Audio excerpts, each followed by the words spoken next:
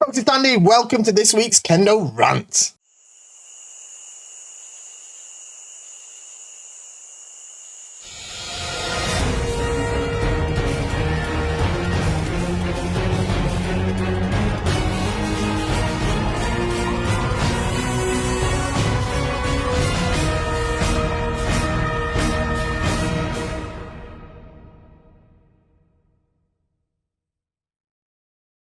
Okay, so here we are for another week of fantastic questions. We're going to get to them in just a moment. We've got pictures as well. We've got pictures too. So it's going to be an exciting one. Strap yourselves in. We're going to jump to it in just a minute. But before we do, don't forget the YouTube magic: like, share, subscribe. You can help the Kendo population increase. Last year, we got more than 6 million people starting Kendo, probably through this method. We're aiming for more than 7 additional million people this year. You like, share, subscribe. You have to write a comment down below that uses the word Kendo. What a great Kendo video. Wow, this Kendo video is the best thing ever. Things like that. And there's a little bell as well. What you do is you go and you subscribe, you ring the bell, and then that lets YouTube know that we're starting the process again this week. Last year, I thought it was robots that they sent out to convince people into doing Kendo. I'm not sure if that's definitely the case. We've been talking about it a few weeks. It might be ninjas. I've got a feeling it's ninjas, but I don't know. But it sends out its crack team to go. They find people that are just about to start Kendo. They were already about to start Kendo. Just needed that little bit of extra convincing. Shows them a video like this, or from a similar, sort of Kendo related content. And they go, wow, I'm going to start Kendo. And then the Kendo population grows thanks to your effort. So like, share, subscribe, ring the bell, let YouTube know that's what it's got to do. And then put a comment down below using the word Kendo so it knows the subject that we're starting people on. Like I said, we're aiming for 7 million people starting Kendo. I'm pretty sure this is how it works. I'm pretty sure. Pretty confident now, to be honest. Pretty sure it was like 6 million that probably started that way. So do that. But more importantly, if you like this video, if you like the content that I put out, whether it's these Kendo rants, the feedback videos, not done a feedback video in a couple of weeks. Someone send me some videos for feedback. You can send me a video for feedback, If you send in a video, you just have to put it on YouTube, put it as unlisted. Send me the link to mail@KendoStar.com and I'll give you some feedback on your Kendo. We'll all watch it together and everybody learns. They're pretty popular. So yeah, if you want to do that, you can do that. If you like those videos, I do analysis videos where I look at high level Kendo and we sort of analyze it. I've not done one of them in a while either. I'll do one soon. And I do instructional content, and I just filmed some more instructional content just the other day. It's going to be a great video. You're going to love it. So if you like it, you want to support it, it's super duper important that you shop at KendoStar.com. KendoStar.com is the best Kendo equipment website in the galaxy, universe, history of existence, everything. Multiverse, megaverse, microverse, macroverse, everything. All right. Now, of course, I would say that because I own the place. But everybody agrees with me with the highest rated, by far, KendoStar.com. You get the best equipment. You get the best service that nobody can rival. We're not doing this out of our bedrooms and stuff like that. We're a proper established company now. And I'm pretty sure we've got to be the market leader in terms of internationally speaking by the amount of volume that we put out, the amount of customers that we please. So shop at KendoStar.com. Don't waste your money elsewhere. You're going to come to us in the end. So don't buy twice. Come to KendoStar in the first instance. And everyone's a winner, baby. That's the truth, as the Japanese proverb goes. Right, let's get to the questions. Okay, hello Fish Sensei. I was wondering what your thoughts were on grappling in pre-World War II Kendo. There are a few videos on YouTube. Do you think it could be reintroduced as a category for those wanting to incorporate martial arts like judo, or do you think there's no place for it due to its history? Thank you. I don't think there's no place for it due to its history. I don't think there's a place for it, but I don't think it's due to its history in Kendo, okay? Because I'm not sure if it's like a pre-World War II thing or like a during World War II thing, that sort of thing happened. Kendo's had quite a few changes, sort of pre-World War II, during World War II, after World War II. I think the place that Kendo is now is the best it's ever been. Kendo is as I've said on this channel a lot, some people don't like it, but Kendo's not about how to win a sword fight. So I don't like the idea of people starting to cuddle each other and wrestle and stuff like that. I don't think it's necessary. I think it would detract from the from what Kendo is really aiming for. In the police tournaments in Japan, they have slightly different rules than we have in other tournaments, in that they are allowed to use foot sweeps. They are allowed to use foot sweeps. They're not allowed to grapple, but they are allowed to use foot sweeps. I don't think it's... I've mentioned on the channel before, I'm not the biggest fan of police tournament kendo. I like police kendo more than most other types of kendo, actually, but I don't like the tournaments that much. But so yeah, I'd prefer it if that wasn't in it either. So yeah, I don't think it's... I think it's not only not necessary, but I think grappling and throwing and stuff like that, I don't think it's for kendo. I don't think kendo is something we should be trying to mix and meld and mash up with other martial arts and stuff like that. It's we're not trying to develop an effective combat system in terms of real world, real life combat. We are within the confines of the sort of ideals of kendo. Of course, we are trying to develop something that's effective and efficient, but we're not trying to figure out what the best, most efficient way of winning a duel is. That isn't actually what kendo is. So that's my thoughts on that. Next, what is the purpose of nanameburi, and what should I be concentrating on most whilst we're doing it? How does hirakiashi translate into keiko? Lastly, can you give me any more details about the kansha fukubukuro package? Okay, so nanameburi is, you know, when we do the jogeburi is up and down, all the way up, all the way down. Naname is when we do left to right. And the main purpose of it is to learn to be able to use your wrists properly, if anything. Okay, be able to hold the shinai properly and use your wrists as you swing the shinai in a big, large motion, without using your elbows and your shoulders kind of going off track this way. But in order to develop wrist flexibility, it's much the same as the way we use sayumeuchi in left and right men strikes in kirikaishi. One of the main purposes of that is to develop wrist flexibility, even though we don't often use those specific strikes so often. So because wrist flexibility or correct use of your wrist is so vital in kendo. It's not just about obviously you can make very obvious links, like when you strike do, you have to use your wrists a little, wrists in the right action to get the right cutting motion. But even things like just regular striking, having the correct tenouchi to get good sae, you need that good wrist pop this way, yeah? Or if you want to do kaishu waza, pam pam, or pam pam this way, you need to have a good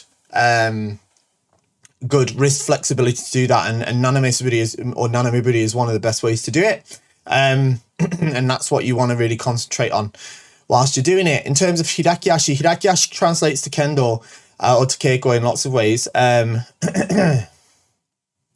Hirakiashi you can use quite a lot, actually, especially going to the right side. Often in ojuwaza you can use when you do suriage papam this way, for example. So that's that. Or you could use it when doing kaishido, actually, but I wouldn't necessarily recommend it at the lower levels. One of the main purposes of practicing it is developing ashisabaki, or footwork, that allows you to redirect your body weight and your core stability in several directions in different ways without it faltering and sort of wobbling. So being able to practice or perform lots of different types of footwork patterns, even ones that don't necessarily directly translate all the time to your usual keiko, is super important for being able to develop the proper foundation and the sort of core footwork in order to maneuver yourself around.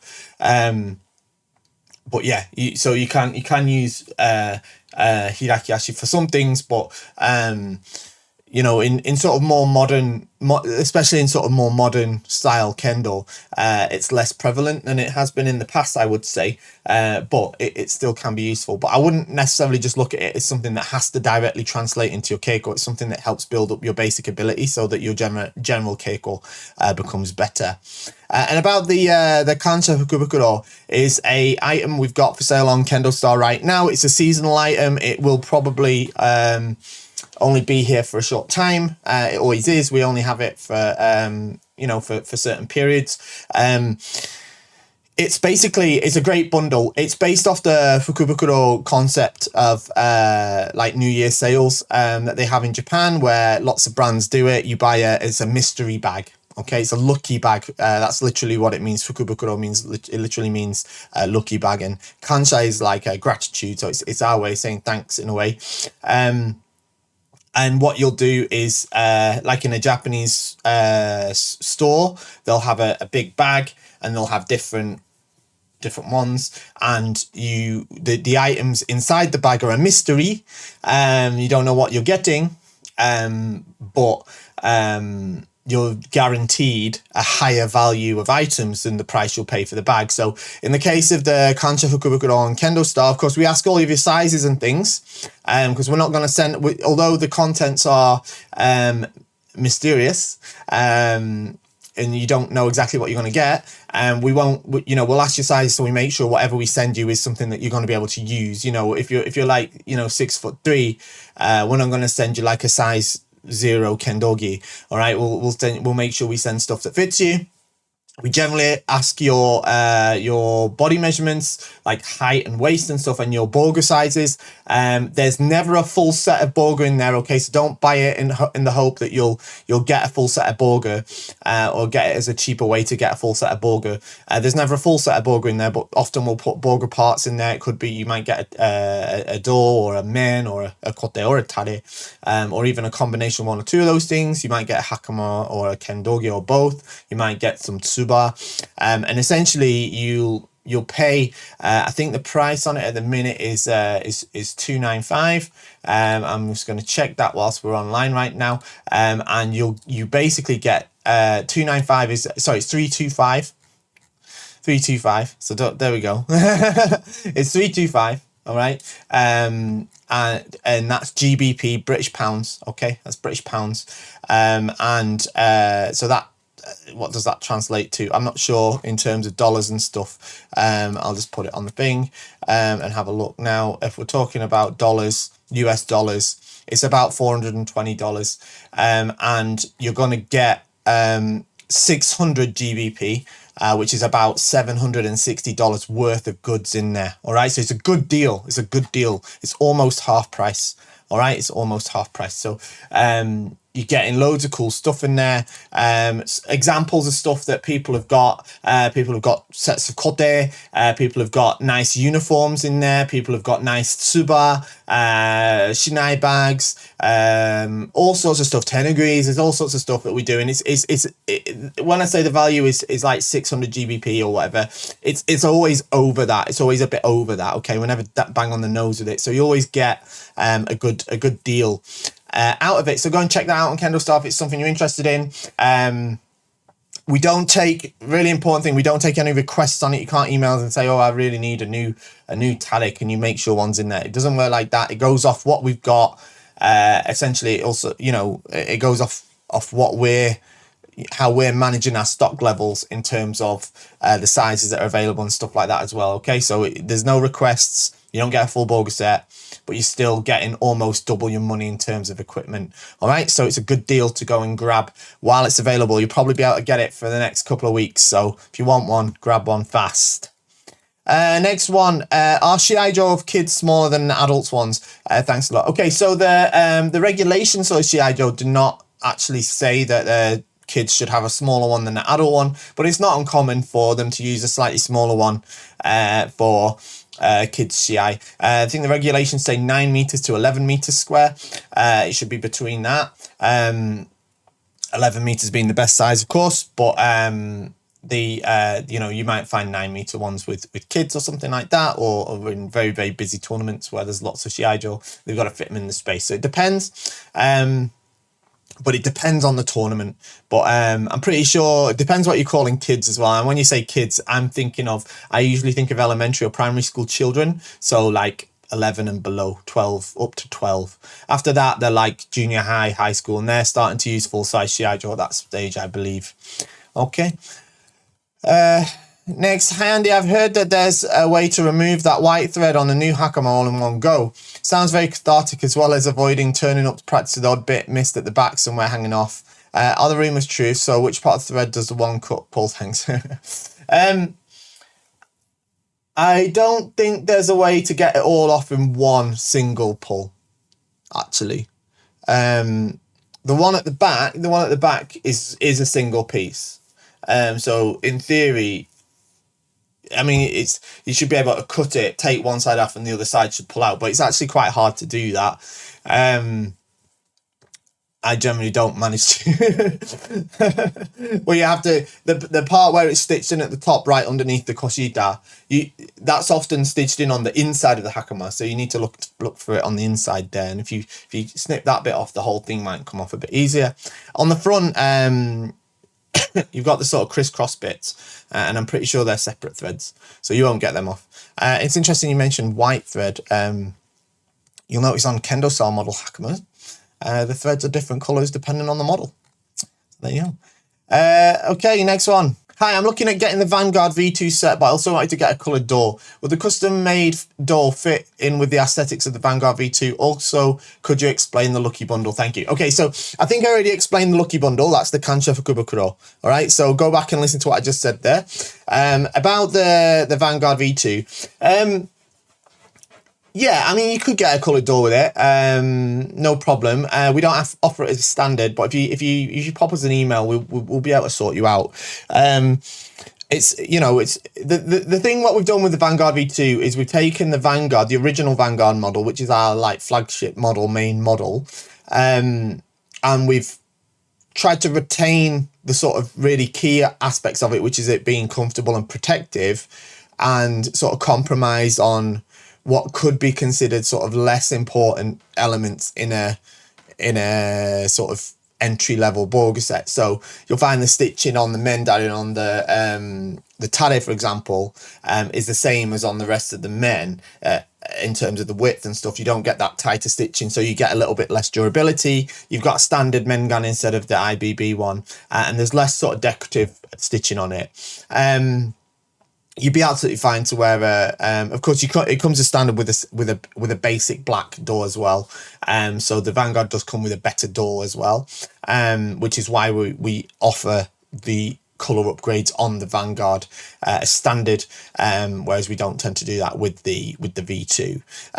But if you really wanted it, yeah, go for it.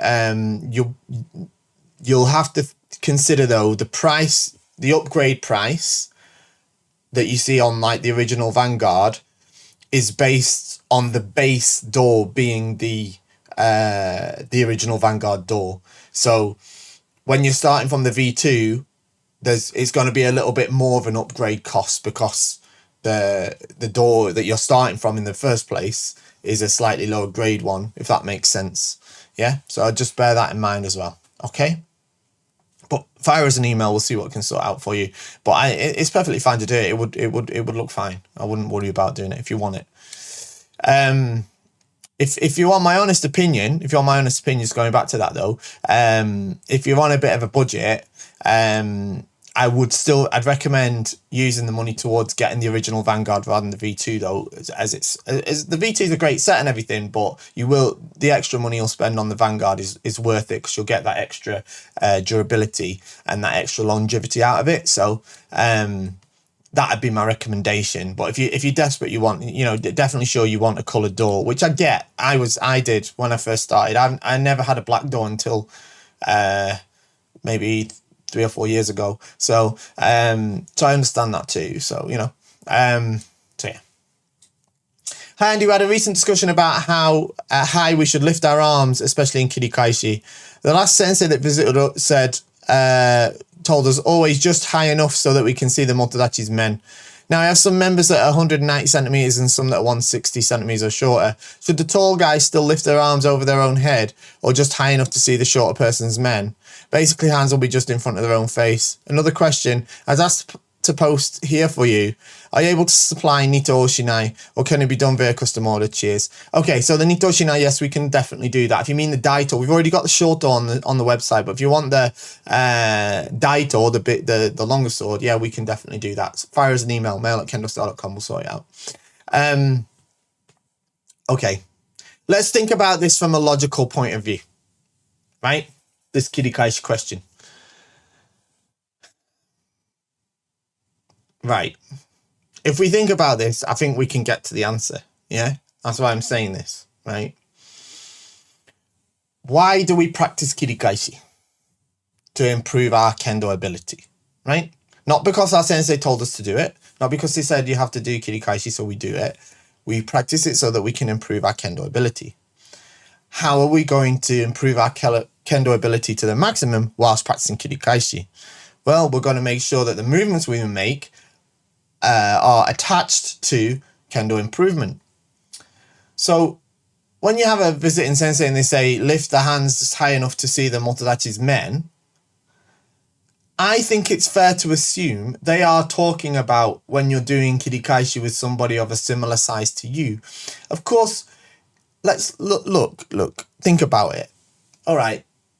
Someone like me that's very, very tall, I'm like, 6'8". And if I was doing kendo with a very short person, I'm not 6'8". I'm 6'7.5". All right. I was doing with a shorter person. All right. And all I had to do to see their men was lift this much. How is that going to benefit me if I do kirikaishi like that? Man. Okay. It's not going to benefit me, is it? All right. It's just a guide. The idea of saying so you can see the men underneath your hands, it's just a guide to encourage you to swing the shinai properly. The idea is swing the shinai this way so that you're properly using your body and shoulders and wrists to develop your kendo ability. If you're not doing that, you're not going to do it.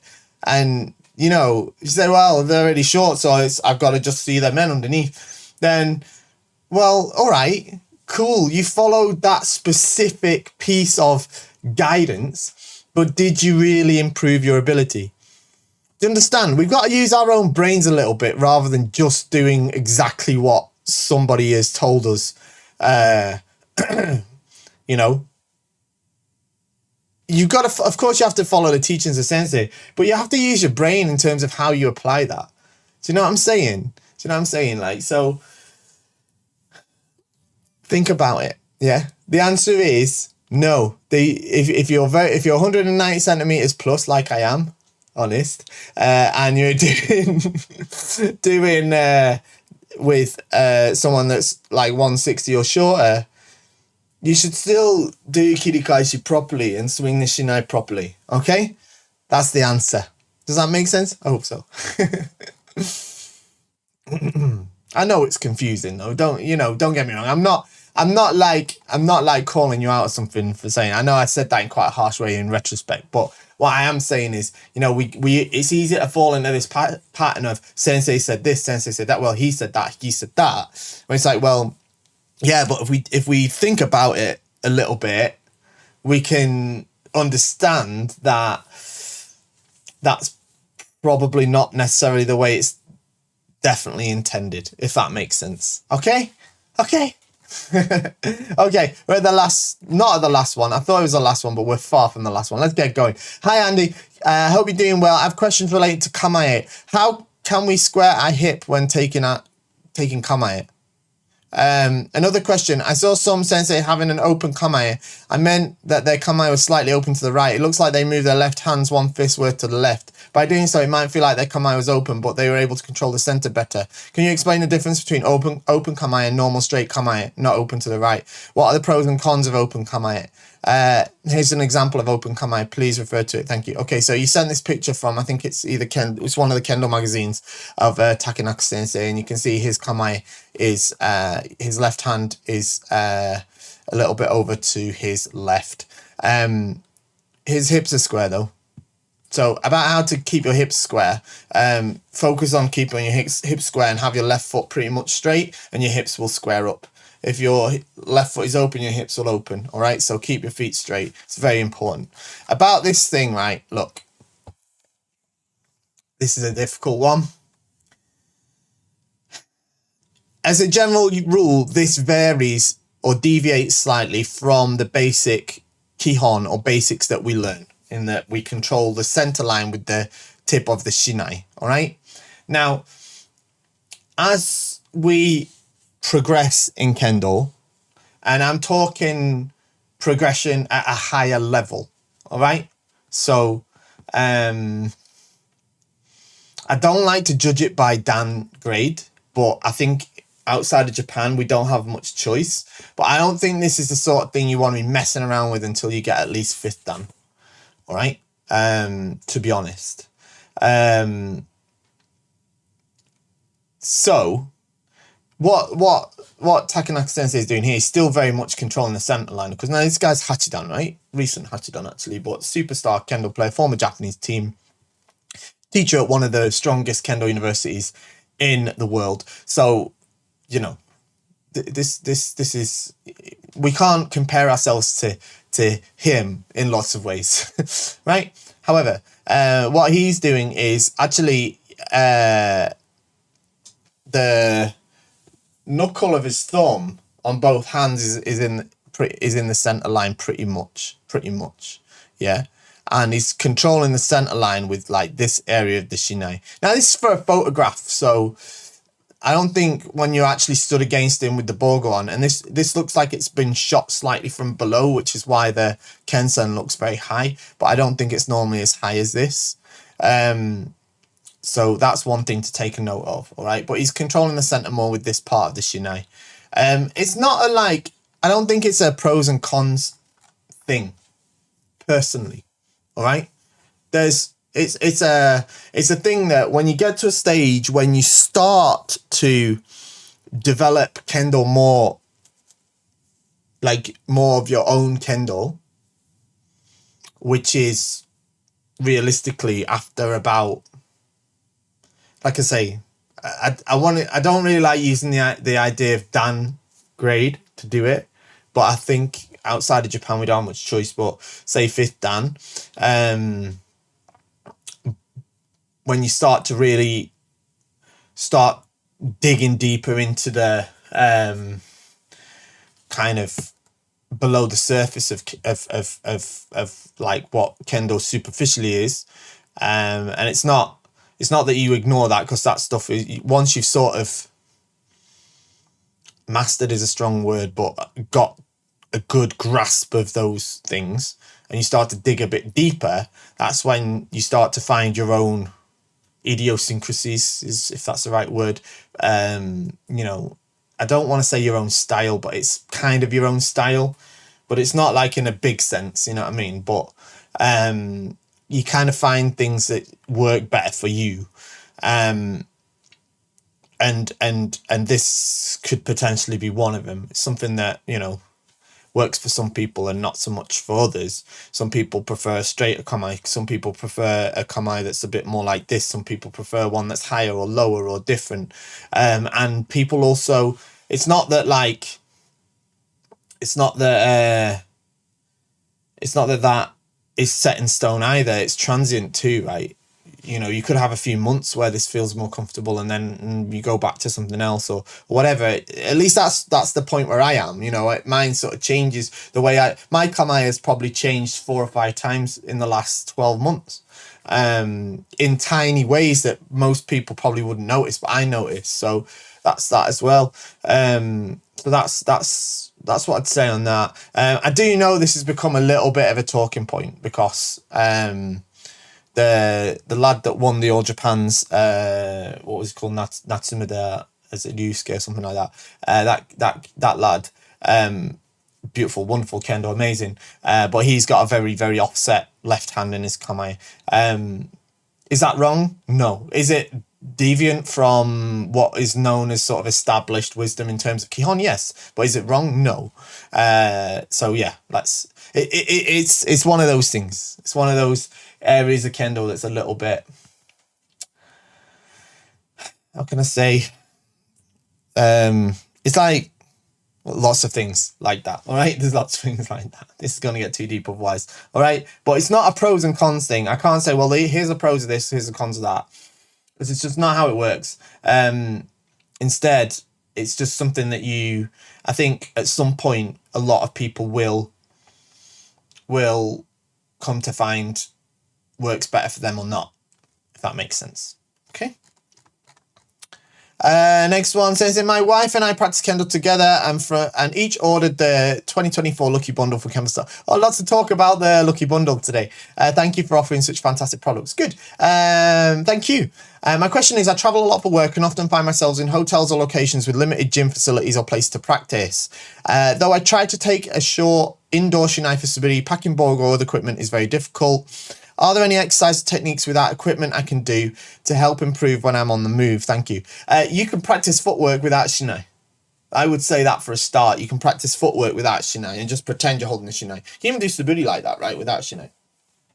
You know, how's my hand position? How's my hand position looking? Look in a mirror like this. That's how it is. You can do mitori geiko. You can watch kendo, try to form an image of the kendo you're trying to do. All these different things. Yeah, I think they're the best things to do, to be honest. Like, just use your imagination. Yeah, you can practice image training, even in just like a hotel room. There's a bit of space. Pretend you're holding a shinai. Imagine you are. Imagine there's an opponent. Use your footwork. Use your kamae. Step in, move, suburi.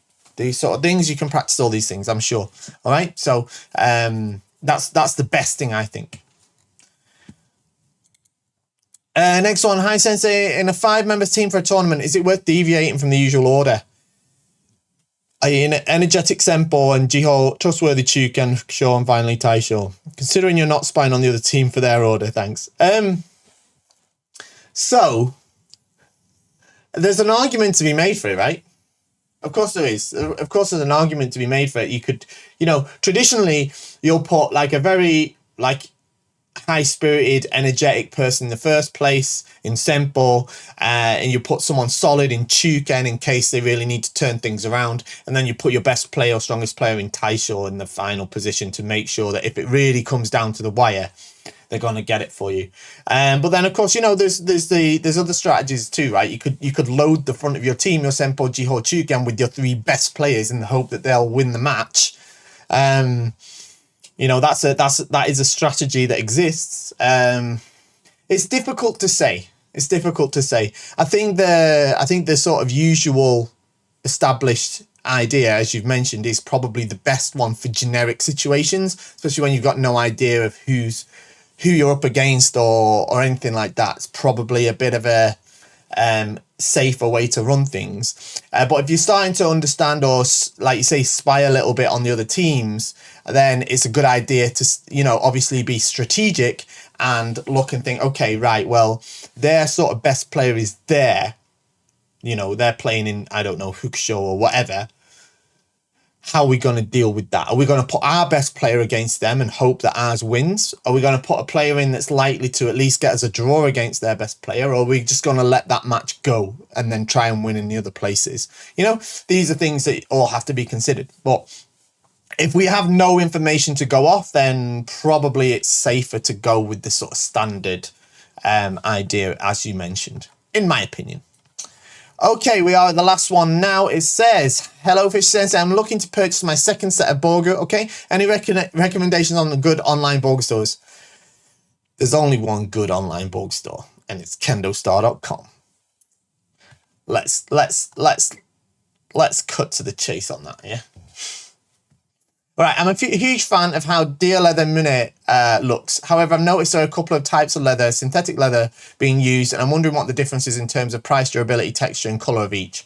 I've noticed the colours seem to vary, I don't know if this is from the photo line and the dye used and the leather's dye absorbing properties. Also, I just want to say that I've now officially listened to all of your Kendo rants after compiling them into a massive playlist. I want to thank you for the amazing content you've put out throughout the years. It's been very helpful. Kind regards, MD. Oh, thank you very much. Thank you. I'm glad it's been useful. Wow. Okay. Yeah, I've been doing Kendo rant for quite a while now. It's been quite a few years, and I do try and do it every week. Okay, so the mune is the chest part of the door, okay, and it can be done. It usually is done in a black leather called kurozan, which is like a kind of traditionally it would have been like a lacquered leather, and it's like a kind of shiny type leather. It's very durable. It's very hard wearing, and it's a great material for the door mune. Then you can use deer leather instead, which is what is used on other parts of the bogo a lot. Obviously, it's different color. It's not black. It's dark navy. It's aizome. It's the same color as the bogo itself, so it has a different look straight off. The nice thing about the deer leather ones is because they are dyed like that. They do fade a little bit as well, you know, as the rest of the bogo does. So with time, it'll have this nice sort of aged look as well. It really does look nice. It doesn't have the durability of the standard kurozan, okay? Because the kurozan leather it's just tougher leather, all right? But they're still pretty durable, you know. They're not like going to break straight away or something like that. So I'd say that first of all. Now there are other options, like you say, synthetic ones. You can even use cow leather as well. Now cow leather on the mune, it's not as bad as on other parts of the bogo, but it does hold the dye differently to deer leather. It tends to change colour in a different way. It can go a bit purplish or greyish. So we don't tend to use that very much. I don't really like it all that much, and it goes super shiny as well with use, whereas deer leather tends not to. Synthetic leather is different again. It's not quite as durable as the other two, to be honest, and it tends to have a darker appearance. It can look almost black as well, but it has a sort of matte finish. It looks nice as well. It's a nice sort of cheaper alternative to using real deer leather, but it doesn't fade like deer leather does. So you know, it keeps its sort of color. So it looks nice still. I've got a couple that are like that, and I like them a lot. They're just nice sort of you know, sort of matte finish. I think it looks kind of cool. But it's undeniable that the deer leather does have a sort of prestige or like feel, you know, like nice quality feel to it. It looks nice. It looks fancy is the wrong word, but it looks like that sort of traditional. It's got that traditional kendo look. So you know, out of all three of them, deer leather is by far the best. And if you're not going for deer leather, I'd just go with the synthetic personally. I don't see the point really of doing the sort of in-between cow leather thing. It doesn't make a lot of sense to me. If I was going that far, I'd just go get the deer leather in the first place, to be honest. So that's my personal thoughts on that. Okay, so there we go. There we go. We're done.